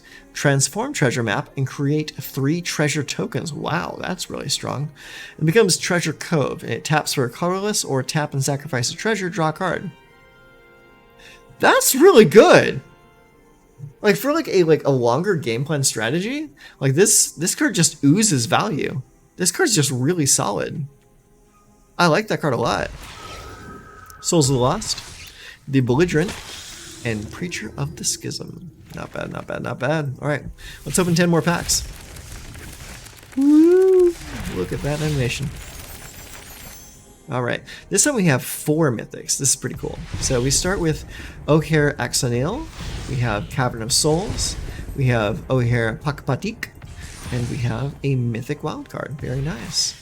Sunken Citadel, Squirming Emergence. What is this? Okay, so first off, we're not even reading the card yet. We're just looking at the art here. We have a squiggly little like octopod, and it's wearing a skull with an eye patch, and it has a little pirate's hat on it. Right there. Absolute art win. Love it. Without even reading the card, I love this card. So it's 1 in black and green, Fathomless Descent. Return to the battlefield target non-land permanent card in your graveyard with mana value less than or equal to the number of permanent cards in your graveyard. Ooh. Oh, that's really, really good for those self-mill strategies.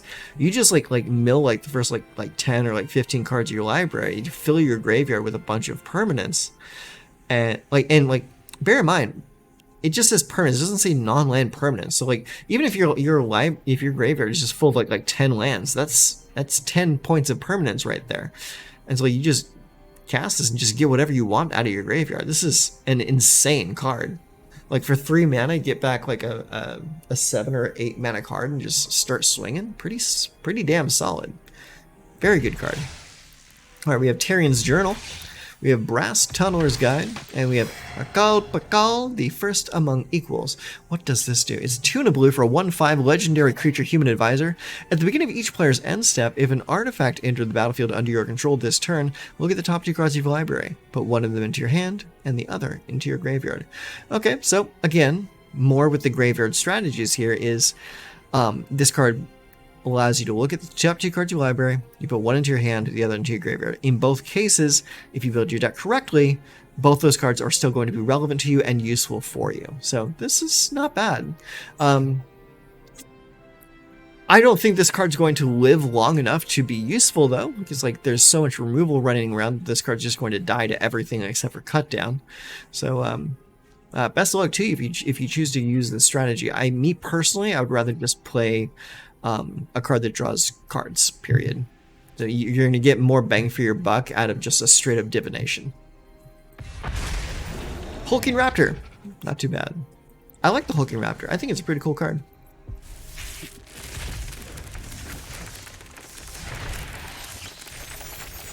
Alright, what's up next? Alright, this pack has a single mythic in it, and it is the Millennium Calendar. Then we have the Roaming Throne, a wild card. Pugnacious Hammerskull, another wild card. Throne of the Grim Captain, Braided Net, another wild card. A Fabrication Foundry, and Indy Seneschal of the Sun. Alright, let's open 6 more packs. We got 60 remaining. Let's see what this is. Okay, this time we have 4 mythics. It's a pretty good pull. So we have another Resplendent Angel, fantastic. We have a Blood Letter of Aklozolts. We have a Mythic Wild card, and another Mythic Wild card. Oh yeah. Then we have Anim Pakal. We have Whale of the Forgotten. We have Treasure Map, Breaches, the Eager Pillager, Matzalantli, the Great Door. These names, man. And Amalia Benavides Aguirre. I love that name. I love that name so much. It's so much fun to say. Even if I'm horribly mispronouncing it, it's just so much fun to say. Alright, we have 2 mythics out of this pack. One is the Ancient One, and we have Ohir Tuk, Deepest Foundation. Then we have Upbraided Net, Intrepid Paleontologist, Threefold Thunderhulk, the Belligerent, Subterranean Schooner, Unstable Glyph Bridge, A Bellows Awakening, and Kite Sail Larcenist. Very good. Alright, we're getting down to 40 packs remaining. Let's see what's in here. Alright, we have 3 mythics. Let's see what they are. We have Watley, the Poet of Unity. Vito, Fanatic of Aklazats. Okay, here's a new card. This is a Vampire Demon. It's a 4/4 for 2 colors, a white and a black. It's flying. Whenever you sacrifice another permanent, you gain 2 life. If this is the first time this ability resolved this turn. If it's the second time, each opponent loses 2 life. If it's the third time, create a 4/3 white and black vampire demon creature token with flying. Okay. This is a great card, simply for the fact that, one, you're not going to have to be like sacrificing just creatures. You can sacrifice any permanent with this. So here's some ideas here. So with this on the table, if we happen to have, say, the Obscura or the Esper fetch land, you crack the fetch land. That's 1 permanent going to the graveyard, and this triggers this first time. The second time, let's say, for example, you sacrifice a creature. That triggers the second one. Let's say the third one is you sacrifice like a treasure token to pay for something, or a food token, or a blood token, or any like artifact tokens. Like, it is so easy to get all 3 of the effects of this just by playing your turn throughout. Let's say, for example, you're also playing Braids, and you're also playing something like, say, the zombie tokens from Innistrad, the ones that would die normally after attacking. It's like, it is so easy to sacrifice a ton of things in this style of deck. I love this card. This card is really cool, and I definitely want to build around this card. Hopefully we can find more of them. Ohir Kaslem, the Deepest Growth. Actually, this is the first I've seen of this one. So let's read it real quick. For 5 mana, you get a 6/5 trample. Whenever Ohir Kaslem deals combat damage to a player, reveal that many cards from the top of your library. You may put a creature card and or a land card from among them onto the battlefield.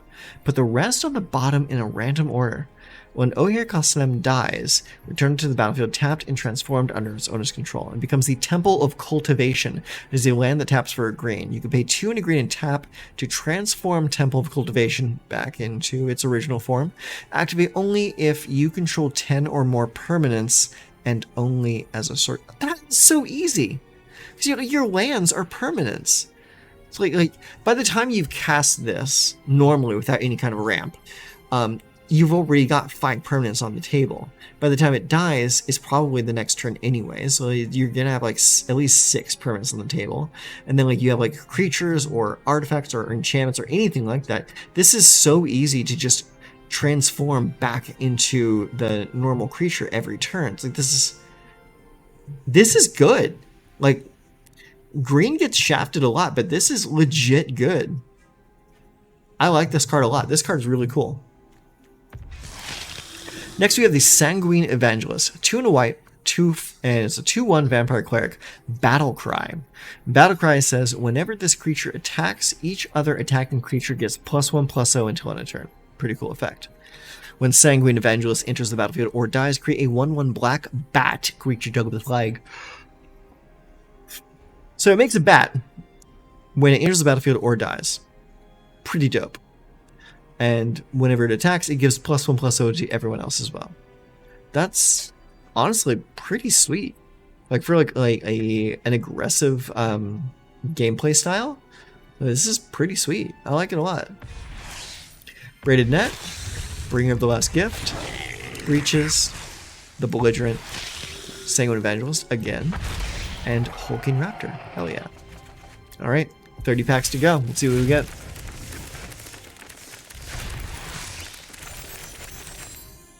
Okay, this time we have 2 mythics. Let's see what they are. One is a mythic wild card, and the other is O'Hare Tak. Then we have Kutzli's Flanker, a rare wild card. Kellen, the Daring Traveler. We've gone this many packs, and this is the first Kellen we've opened.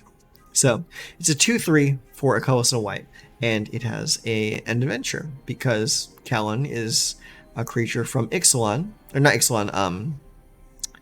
God, what was the name of the last pack? Eldraine, yeah. It is a creature from Eldraine, so it has an Eldraine mechanic on it, which is Adventure. So it has Journey On. For 1 green, it's a sorcery adventure. Create X map tokens, where X is 1 plus the number of opponents who control an artifact. So in Standard, this is going to be for 2. This is going to be a lot better in like Commander when you're playing against like 3 other people, but in one-on-one Standard, which is what we like to focus on here, this is at most going to be a 2, which is honestly not terrible for a single green mana investment. But for its other side, it's 2/3 for 2 mana. It says, whenever Kellen Daring Traveler attacks, reveal the top card of your library. If it's a creature card with mana value 3 or less, put it into your hand. Otherwise, you may put it into your graveyard. Okay, so he recruits off the top of the library whenever he attacks. It's not terrible. It's like I think I like the red Kellen from Eldraine a little bit more in this. But hey, it's whatever. Then we have Echoing Deeps, Magmatic Galleon, Deep Fathom Echo, very cool merfolk, Restless Anchorage, and Restless Anchorage. Alright, let's open 10 more packs.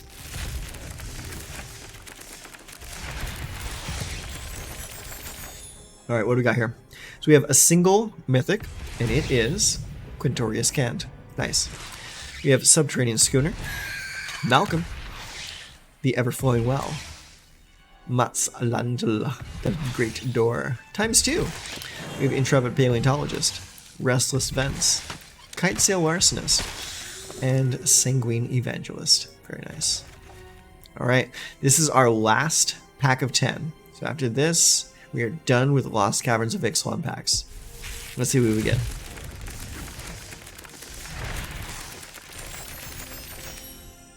Okay, last set, we have 2 mythics in it. We have Vito, Fanatic of Aklozots, very nice, and a mythic wild card. Then we have Restless Prairie, Dire Flail. Oh, this is the first step. Let's see what this is. So for 1 red mana, you get an artifact equipment that says equipped creature gets +2/+0, and has an equip cost of 1. So very cheap. I like that. Then it's craft with an artifact of 3 colorless and 2 red. So remember, that means you craft it with an artifact in play or in your graveyard. And it becomes the Dire Blunderbuss. Hell yeah. Equipped creature gets +3/+0, and has whenever this creature attacks, you may sacrifice an artifact other than Dire Blunderbuss. When you do, this creature deals damage equal to its power to target creature. Oh, that's pretty cool. Yeah, so like you just equip this and you sacrifice a treasure token or some other random nonsense that you don't really care about, and you just have it freaking shoot someone.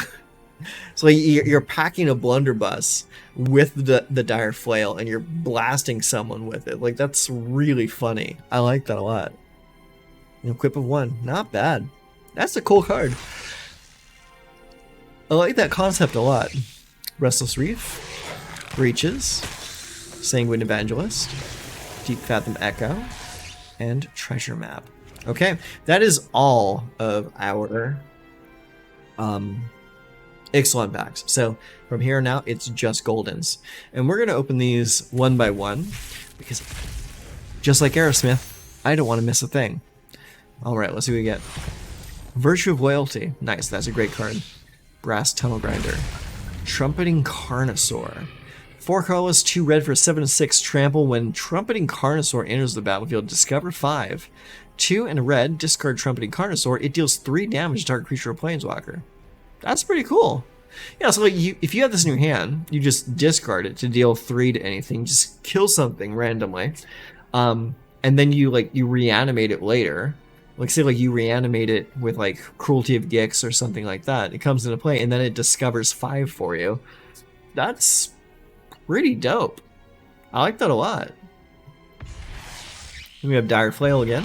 We have Geth, the Thane of Contracts, and we have the Realm Breaker. Love the Realm Breaker, really cool card. Alright, what else we got here? Okay, ooh, this is a good one. This one has 4 mythics in it. Let's take a look. So we have Invasion of Ravnica. We have Virtue of Courage. The Glamdring. Oh, you know what? I really dislike that there are Universes Beyond stuff in these packs because I only play Standard. So like stuff that for this like that's not Standard legal. It's like, yeah, sure. Like I'm happy to have the card to play in a format that I might play later, but right now this is a dead card to me. It's like I have no use for this whatsoever. Galta, the Stampede Tyrant, Thousand Moon Smithing, and Tanos, the Toymaker. Very nice. Alright, let's open some more packs. Alright, what do we got here? So we have 2 mythics.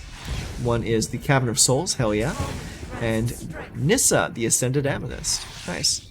Then we have the Invasion of Arcavios, the Subterranean Schooner, Roaming Throne, and Dusk Legion Duelist.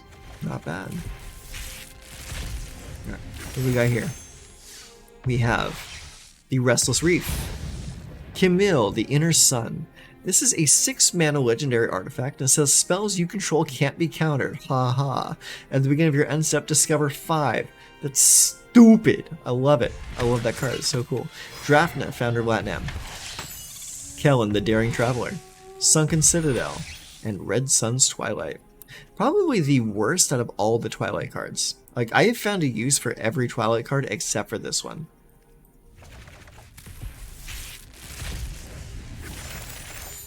Alright. We have a single mythic in this pack, and this is Solfim, the Mayhem Dominus. Kellen, Restless Anchorage. Invasion of Ikoria. Restless Vinestock. And Ovika, the Enigma Goliath. Alright, what's the next pack? Okay, single mythic, and it is the World Spell. Very cool card. We have Dire Flail, Eowyn, the Fearless Knight, Soulless Jailer, Thousand Moons Smithy, and Lord Skitter's Blessing. Pretty good cards out of that pack. I am not upset about that. Alright, we have Nissa, the Resurgent Animist, Invasion of Tarkir, Palanese Hatcher, Squirming Emergence, Dranith Ruins, and Threefold Thunderhulk. Alright, we got 20 of these left. What do we got? Monastery Mentor, good card. Sarkhan, Soul of Flame.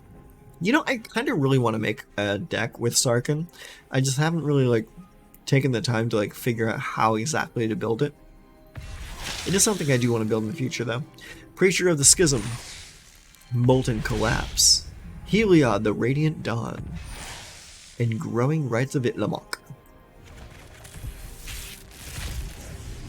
Alright, what do we got here? We have a single mythic, and it is Staff of Completion. Good card. The Temporal Anchor, Galta and Mavren, Palanese Hatcher, the Ever-Flowing Well, and Graz, the Unstoppable Juggernaut. This is a card that I've wanted to make a deck out of because it looks ridiculous. Let's read it real quick. So it's an 8-mana card, so really expensive. It's a 7/5. It says Juggernauts you control attack each combat if able. Juggernauts you control can't be blocked by walls. Other creatures you control have base power and toughness 5/3 and are Juggernauts in addition to their other types. So how I would want to play this is I'd probably want to play this in like a Naya tokens build and just generate a shit ton of tokens, like so many tokens that it's just stupid. Like you want like 20 plus creatures on the battlefield, and then either you drop this from hand or you reanimate it from the graveyard with something like Invoke Justice or something. Put it onto the table. All your little like 1/1s and 2/2s become Juggernauts, and you just swing all out. It sounds so stupid, but because it's stupid, I really want to do it. What do we got here? Single mythic, and it is Luca, Bound to Ruin, one of the worst planeswalkers to come out of recent memory. Then we have Tribute to the World Tree. It's a very cool card, but being triple green makes it almost unplayable. Malcolm. Corpses of the Lost. Very cool card. Ozolith, the Shattered Spire. I do really like that card. That card is actually really cool. And then Jirina, the Dauntless General. Alright, what do we also got? Ooh, this is a good pack. It's got 3 mythics in it. Let's see. Bloodletter of Aklazotz. Very nice. We have the Bone Horde Dracosaur. And one with the Multiverse. Fantastic art on this card. This card is like a spell like you're only going to see get like reanimated from the graveyard. You're never going to cast this from hand. But damn, that art is so gorgeous. Look at that. So fucking beautiful. Alright, Kellen. Dire Flail. And Into the Fire. Alright. This pack is a single mythic, and that mythic is Kellen the Fey-Blooded, the superior Kellen, in my opinion. Well, let's just look at it for a moment. So, we already took a look at what the new Kellen does, but this Kellen, I think, is a little bit better. So, for 2 and a red, it's a 2/2 double strike creature, and it says other creatures you control get +1/+0 for each aura and equipment attached to Kellen the Fey-Blooded. So, you load him up, and he pumps the team. His adventure is Birthright Boon, 1 and a white sorcery adventure. Search your library for an aura or equipment card, reveal it, put it into your hand, then shuffle. So yeah, personally I think this version is superior to the new one that just came out. Progenitor Exarch, Thousand Moon Smithy, the Kenrith's Royal Funeral, Unstable Glyph Bridge, and Godric, the Cloaked Reveler. Hell yeah.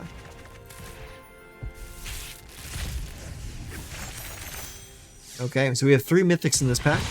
One is Urabrask, Seraph Greatworm, and the Skullspore Nexus. Honestly, I really like that card. Like, that card is just really, really cool. Molten Collapse, Baral and Karizev, and Squirming Emergence. I like Squirming Emergence a whole lot. Alright, single mythic. It is Surge Engine. Surge Engine is actually a pretty decent card. Zenith Chronicler, Corpses of the Lost, Echoing Deeps, Trumpeting Carnosaur again, and Kaya, the Intangible Slayer, one of my personal favorite planeswalkers to play with. I love Kaya. Alright, 3 mythics. What do we get? We get Karn, the Legacy Reforged. We get the Ancient One. And Rootwire Amalgam. Then we have Arnie Metalbrow, Abuelo Ancestral, and Frodo Sauron's Bane. Might as well be a dead card, because I don't care. Alright, we got 12 packs to go. Let's see what we get. The mythic of the pack is Oher Koslem. Then we have Elven Chorus, dead card. We have Graz, the Unstoppable Juggernaut. We have Terror Tide, hell yeah. And Terror Tide again, hell yeah. And Jirina, Dauntless General, nice. Okay, here we go. We have Karn. We have Oher Axanil. We have Decadent Dragon. Whale of the Forgotten. Trumpeting Carnosaur. And Decadent Dragon once again. Alright, what else we got here? We have 10 packs to go. Okay, this one has 2 mythics in it. And is Urza Silex. Really, really underrated card. I actually really enjoy playing this card in Azorius Control when your focus is like Planeswalkers. Just having the ability to board wipe and also search up a Planeswalker in just one activation is really, really strong. Blade Quill Serpent, very cool card. Hall of the Ring, Pugnacious Hammerskull, Trumpeting Carnosaur, and City on Fire. Very cool cards. Alright, what do we got here? 2 more mythics. We have Talia and the Gitrog Monster. I actually really like this card. This card is a very cool card to play with. I have a deck that I like to bust out every now and then. It is a singleton deck. It's kind of like a brawl deck, but it's just it's Atraxa colors, so it's blue, black, white, and green, and it's singleton, and I sometimes play it in standard just because I like to. And Talia is in there, and like she actually, when she hits the table, is actually very effective. Like she has a huge effect on the table. It's a very, very strong card.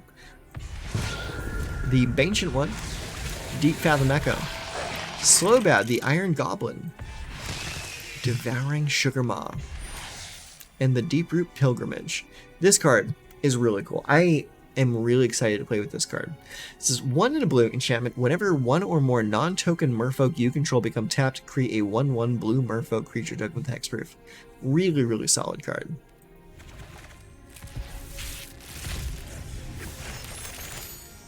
Alright, we got 2 mythics here. One is Ship and Devastator, very cool. And the other is Urabrask, nice.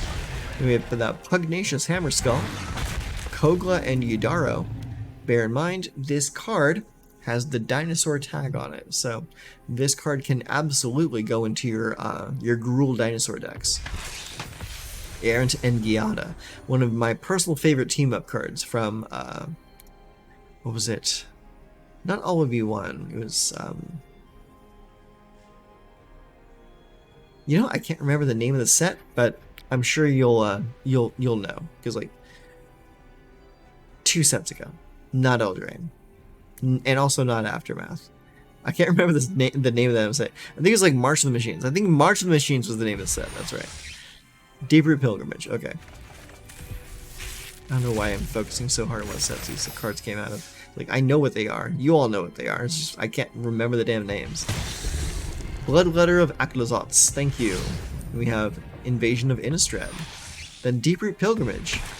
Queen Kayla Bin Krug. The Filgri Silex. And Akal Pakal. Akapakal. Alright. 6 to go. This one has 3 mythics in it. Check this shit out. We have Borborygmos and... Then we have Nahiri, Forged in Fury. And then we have Borborygmos and... then we have Queen Kayla Bin Krug, Whale of the Forgotten, and Squirming Emergence. I think that makes 4 Squirming Emergences now. That's very nice. I do want to play with that card. Alright, 1 mythic. What is it? A Johnny the Sleeper Agent. Hell yeah. Then Mishra, Tamer of Makfawa. Akal Pakal. Danitha, New Benalius Light. Loaded Processor. Very cool card. And Legions to Ashes. Legions to Ashes is a very interesting spell, because like it kind of like reminds me of like the cards like Echoing Decay from like years ago, where it dealt with like a whole bunch of like permanents that had like the same name. This was like kind of reminds me of that, but kind of different. Leeches to Ashes. It's 1, a white, and a black. Sorcery. Exile target non-land permanent and opponent controls, and all tokens that player controls with the same name as that permanent. So, like if you got like a bunch of soldier tokens on the table, or merfolk tokens, or whatever tokens, you just hit them with this, and they're all gone. Bye bye. All right, 4 packs to go. Getting down to the wire here. Alright, 1 mythic, and that is Phyrexian Obliterator. Fantastic card. Training Grounds. Argentum Masticore. Niv Mizzet. Inga and Essica. And the Stasis Coffin. Last 3 cards, last 3 packs. Let's see what we get. Alright, single mythic. We have Galta, the Stampede Tyrant. I really want to make a deck with this. I really want to make a deck with this card. This card is so stupid. Kogla and Yudaro. Hall of Tagzin. Diero and Hazaret. The Filgri Silex. And Devouring Sugar Maw. Alright, next up. Alright. Here we have Draconic Destiny. Bonehorde Dracosaur. Restless Bivouac, Godric, Gruff Triplets, and Slowbad. Alright, here it is, the final pack. After this pack, I will have opened 300 damn packs for this pack opening. Feels good. Feels real good. Let's see what it is. All right, we have a single mythic in this. Let's see what it is. Sovereign Okinek Ahau. Very, very cool card. I would love to make a deck with this card. Argentum Masticore. Slowbat, the Iron Goblin. Leyline Immersion. The Filigree Silex. The last card for our pack opening is... Open the Way. Hot garbage. Okay, that is that. So let's take a look at our profile real quick, and we're going to see what our collection is at for the most recent set. And we are at 99% completion for the Lost Caverns of Ixalan. 300 packs across golden packs and set packs has gotten us to 99%. That is not too shabby. That definitely gives us quite a jump start on the set as a whole. And so now the only thing left to do is to dig through all these cards we got and build a whole bunch of decks and make some deck techs and some gameplay videos for the foreseeable future. So I would say for now, thank you very much for tuning into this and hanging out with me while I crack all these packs, and stay tuned to the channel.